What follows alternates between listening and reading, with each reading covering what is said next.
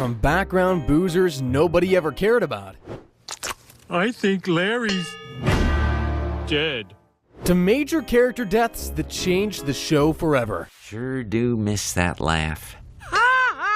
I miss her too. Dozens of unlucky Springfieldians have been axed from The Simpsons, but how many characters are actually looking down or up at us from the great beyond? Today, I'm taking a trip through Springfield Cemetery and revisiting every permanent character death, starting all the way back in Season 6 with the very first death on the show, Bleeding Gums Murphy. He was a local jazz musician who first appeared in the episode Moaning Lisa, where he befriended Lisa, became her sax mentor, and even performed a song where she wrote about her meanie brother Bart. Got this bratty brother, he bugs me every day. And this morning my own mother gave my last cupcake away. A Grammy. Lisa's only male role model up to this point had been Homer. So, she was happy to finally have an intelligent, good Samaritan to look up to. Bleeding Gums Murphy would reappear quite a bit in the early seasons of The Simpsons. And Lisa's pony. He was a judge for the school talent show and gave Bart top marks for these incredibly cruel impressions. Look at me. I'm Principal Skinner. Today's special is Ref Fried Dog Poop. He also featured in the We're Sending Our Love Down the Well song. That time Barb pretended to be a kid stuck down a well. Down the well. Down that well. Bleeding Gums. Murphy would eventually pass from an unknown illness in round Springfield. And boy did little his heart rip into. What happened to Mr. Murphy? I'm sorry. What happened to Mr. Murphy? I'm sorry. He passed away. I'm sure that wherever he is now, he's happy. Bleeding Gums was my hero, and I never got to tell him how I felt. Despite Homer's less than tactful suggestion of going to the pound and finding a new jazz man, nothing was going to bring Murphy back. But at least Lisa got to play her sax with him one last time, and he even gave her his for keeps. While his cause of death was never revealed, the writers killed him off simply to create an emotional yet quite hilarious storyline for Lisa. It won't stop hurting. Lisa, it's normal to be sad when a friend dies. Lisa, honey, I recommend getting a tattoo. It preserves the things you love. Starland Vocal Band? They suck! Even though Lisa's mentor's real name was Oscar, Bleeding Gums Murphy is actually written on his tombstone in Springfield Cemetery. Not sure if that's super cool or almost as embarrassing as his funeral was. Blood and Guts Murphy. Bleeding Gums Murphy. Ugh. Isn't anybody gonna show up? Well, Lisa, we waited an hour. Anyway, Bloody Gums Murphy was quite the sousaphone player. He was a jazz musician. Bleeding Gums Murphy later appeared to Lisa as a cloud in the sky, just like Mufasa did to... Bleeding Gums Murphy later appeared to Lisa as a cloud in the sky just like Mufasa did to Simba. But let's move on to Homer, and the dead guy. He was most certainly not pals with Frank Grimes. In Homer's Enemy, Burns wants to make Grimes executive vice president of the plant, but ends up sticking him in a low-tier position and gives the job to a far more worthy candidate. I've just seen the most heroic dog on television. Find this dog. I want to make him my executive vice president. As if losing his dream job to a fracking dog wasn't already a bad start to a Monday morning. Frank now has to work right next door to the Homer Simpson degree in nuclear physics. I'm sure you all have one. I didn't even know what a nuclear power plant was. Of course, old Homer. He didn't need a degree. He just showed up the day they opened the plant. Carl and I each have a master's. Grimes worked his butt off to get a nuclear physics degree, so he's pissed to discover Homer was given a job without even graduating high school. Seems a little unfair to hate him for that, but stealing his lunch and destroying his personal. Yeah, I feel like Frank is morally justified to throw some punches at this point. Simpson, do you know who chewed my shot? Natural selection. Hold that thought. Don't you realize how close you just came to killing yourself? Burns walks by and demands to know who damaged the wall. Homer immediately snitches on Frank and he's taken to the office, scolded, and given a reduced salary. Back in Sector 7G, Grimes declares that he and Homer are officially enemies, so Mr. Simpson invites him over to dinner, hoping to make up for that. Upon arriving, Frank is shocked by Homer's big house and all the insane stuff he somehow managed to achieve despite being lazy and stupid. Went into outer space. You. Sure. Here's a picture of me in outer space. You've never been? Would you like to see my Grammy Award? No! And what do you have to show for your lifetime of sloth and ignorance? A dream house, 2 cars, and do you deserve any of it? No! You're what's wrong with America, Simpson. Grimes calls Homer a fraud and says he should have starved to death before angrily storming away. Ouch. Following Marge's advice, Homer tries being more professional at work so Frank will like him, but pigs will fly to the moon before that happens. Good morning, fellow employee. You'll notice that I am now a model worker. We should continue this conversation later during a designated break period. Frank will like him. But pigs will fly to the moon before that happens. Good morning, fellow employee. You'll notice that I am now a model worker. We should continue this conversation later during the designated break period. He's really trying, isn't he? Should definitely try way harder, though. Accidents have doubled every year since he became safety inspector. And meltdowns have tripled. Has he been fired? No. Resentful of how popular his enemy is in the plant, Frank vows to prove to everyone that Homer Simpson has the intelligence of a 6-year-old. Try 3. This is my chance to show everyone how professional I am. Design your own power plant.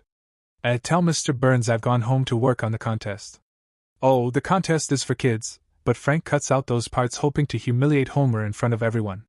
You know, I would really love to see this guy's astrology birth chart because how the hell do things always work out so perfectly for him? Could you explain your model, young man? He's an idiot. Hey, shoo, you're making us miss the contest. Basically, I just copy the plant we have now. Agreed. First prize. Way to go, Homer.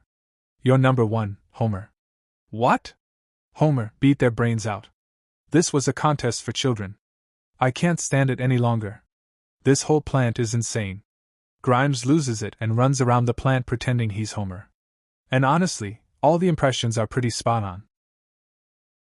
Well, Frank was a total douche. I don't think he should have died for that. Why did he, anyway? Well, one of the show's writers, Josh Weinstein, said that they wanted a shocking and funny death, but also wanted to show just how dangerous and life-threatening working with Homer Simpson could be. Hey, mission accomplished, I guess. Remember the episode Bart of Darkness? Bart broke his leg, and while spying on Flanders through the window, he became totally convinced that he murdered his wife. Whoa. This can't be what it looks like. I wish there was some other explanation for this, but there isn't. Then that's not the real Ned Flanders. I'm a murderer. If that's not Flanders, he's done his homework. Turns out Maude spent the weekend at Bible camp, and Flanders had accidentally killed her favorite plant and buried the evidence. But what explains that blood-curdling scream Bart heard? All right. Found it, Chief. I guess that explains everything. There's still the little matter of the whereabouts of your wife. I'm right here. Then everything is wrapped up in a neat little package. Really, I mean that. Aw, we love a happy ending, don't we? Well, the writers of The Simpsons clearly don't, because they ended up killing Maude permanently in Alone Again Natura Diddly. And was Homer to blame? Well, let's find out, because I would be absolutely frackin' shocked if he's not. In this episode, the Simpsons are hiking through the woods and stumble upon a new racetrack. Who would have thought NASCAR was something lame Flanders would enjoy? Hi, diddly ho, pedal to the metalophiles. Since when do you like anything cool? I can't get enough of that safety gear. Helmets, roll bars, caution flags. While Ned had chosen the back row seats to be far away from crashes and cussing, it turns out they were not only the most disgusting seats in the whole house. Nettie, I've had about all I can take. I'll get some hot dogs. No footlongs. I know. They make you uncomfortable. They were also the most lethal. Hey! T-shirt! Flanders would enjoy. I diddly ho pedal to the metaphiles. Since when do you like anything cool? I can't get enough of that safety gear. Helmets, roll bars, caution flags.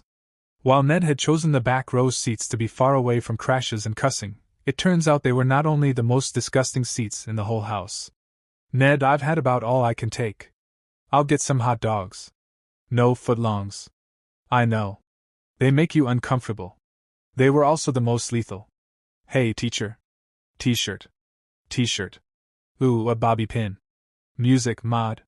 Oh my lord, she's dead. I knew it. I freaking knew it. Never mind. How many people has Homer killed? How many people hasn't he killed? The scene cuts to the idiot crying, but not over killing Ma. Oh no, Marge had banned him from being a jerk to Flanders at the funeral. Talk about unfair. So, what was Ma's big send-off like anyway? Well, the service is exactly what you'd expect from Springfield. People at Fandemonium as part of a generous settlement will fire a 21 t-shirt salute.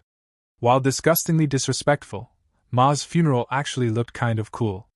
Most attempted comforting Ned out of the ceremony, however. Yeah, That dude is going to go straight to hell. I would have been on her so fast. What are you saying? What? The next Nothing. day, Homer just outright forces Ned to get over Maude and secretly films him to make a raunchy ad for a dating website.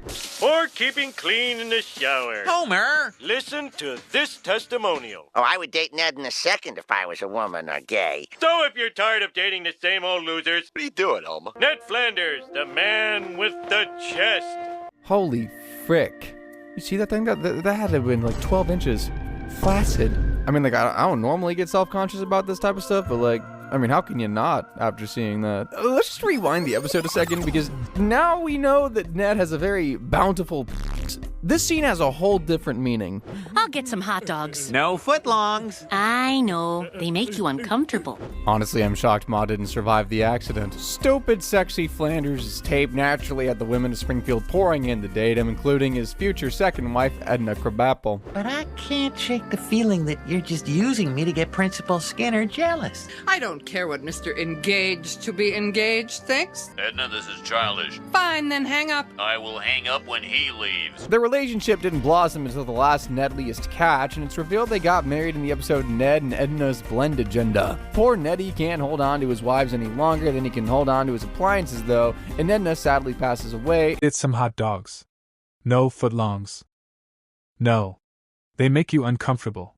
Honestly, I'm shocked Ma didn't survive the accident. Stupid sexy Flanders' tape naturally had the women of Springfield pouring in to date him, including his future second wife, Edna Krabappel. But I can't shake the feeling that you're just using me to get Principal Skinner jealous. I don't care what Mr. Engaged to be engaged thinks. Edna, this is childish. Fine, then hang up. I will hang up when he leaves. Their relationship didn't blossom until the last Nedliest catch, and it's revealed they got married in the episode Ned and Edna's Blend Agenda. Per Needy can't hold on to his wives any longer than he can hold on to his appliances, though, and Edna sadly passes away in season 25.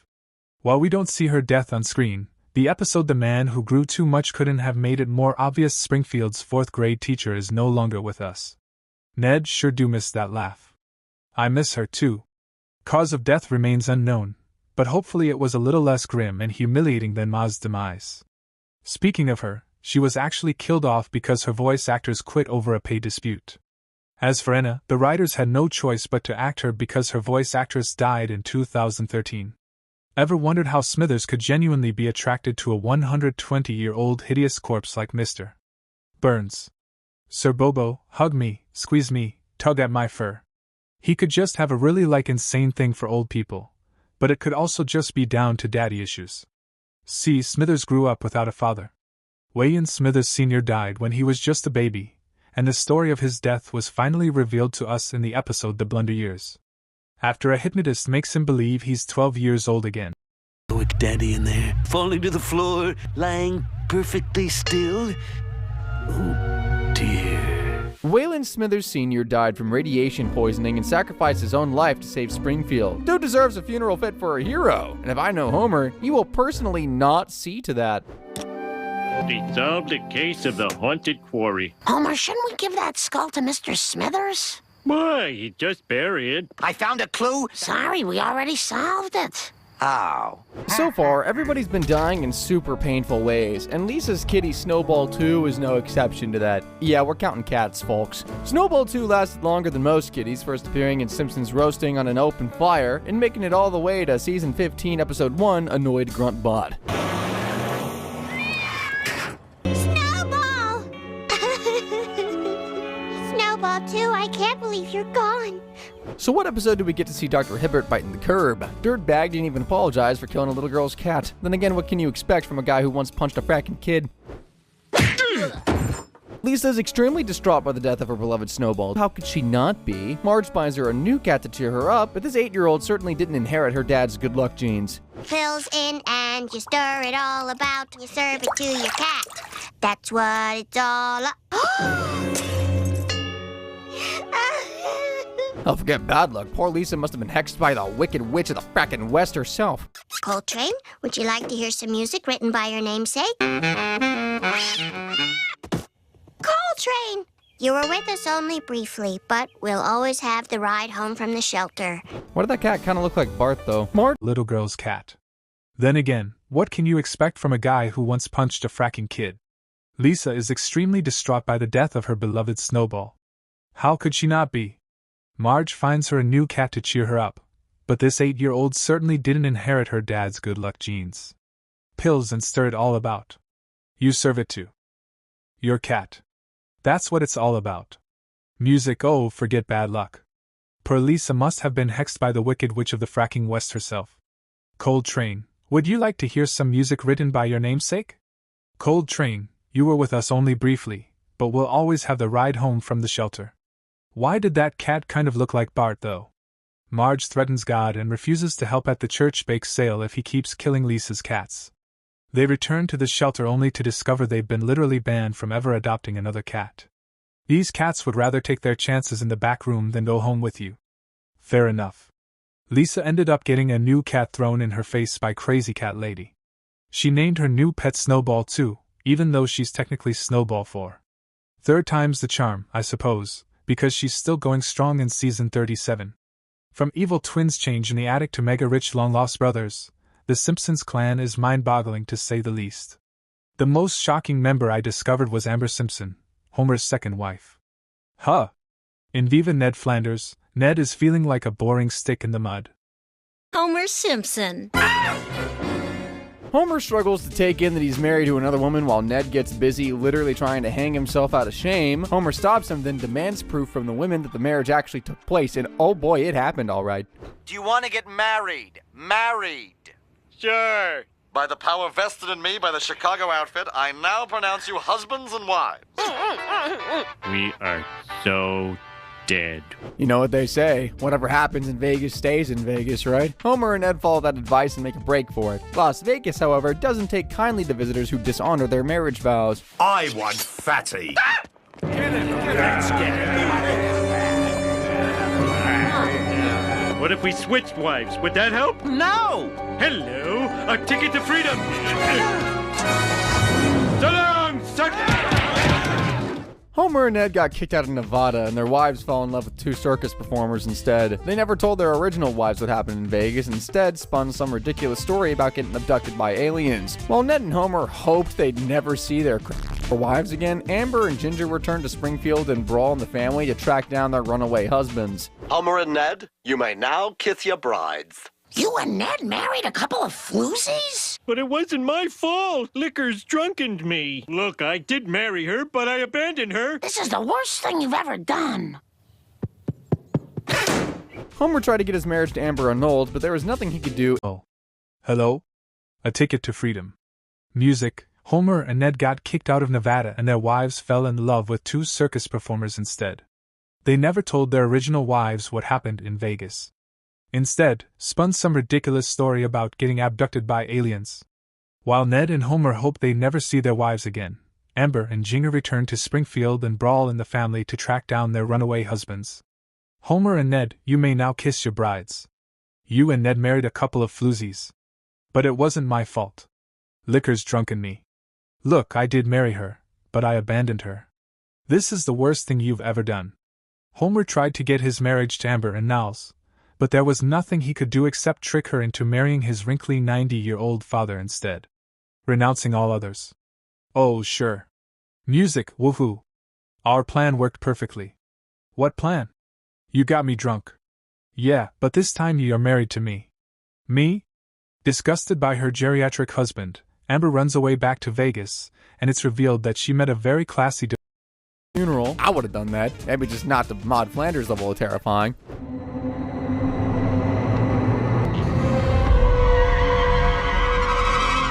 I thought you were dead. Someone grab the holy water! On second thought, we might need something even more powerful than that. Bart. Leave me alone! The power of Homer sucks compels you! We're all familiar with the most senior and senile member of the Simpson family, Abe. The police already have a suspect. It's Mr. Smithers. Oh, I bet he's the one. Yeah, Smingers did it. I'm going to the outhouse. We don't have an outhouse. My tool shed! But what about Homer's mother? Does he even have one? His childhood was mostly just him and Abe, but he does have a mom, and she first appeared as a flashback in Oh Brother, Where Art Thou?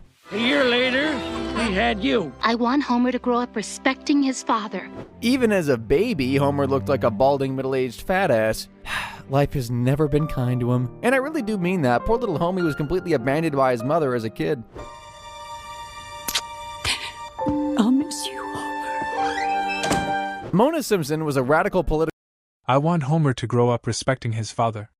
Even as a baby, Homer looked like a balding middle-aged fat ass. Life has never been kind to him. And I really do mean that. Poor little homie was completely abandoned by his mother as a kid. I'll miss you, Homer. Mona Simpson was a radical political activist who faked her death to avoid jail time. And on top of being abandoned, Homer grew up thinking she was just plain dead. She reappeared 27 years later in the episode Mother Simpson after her son faked his own death just to get out of community service. You awful, awful man. Get out of my son's grave. This is my grave. Wait a minute, Mom. Homer, I thought you were dead. I thought you were dead. Mona goes on the run again at the end of the episode. In Mona Leaves Us, she returns to Springfield, hoping to finally be a part of Homer's life. But he's not ready to forgive her for abandoning him just yet.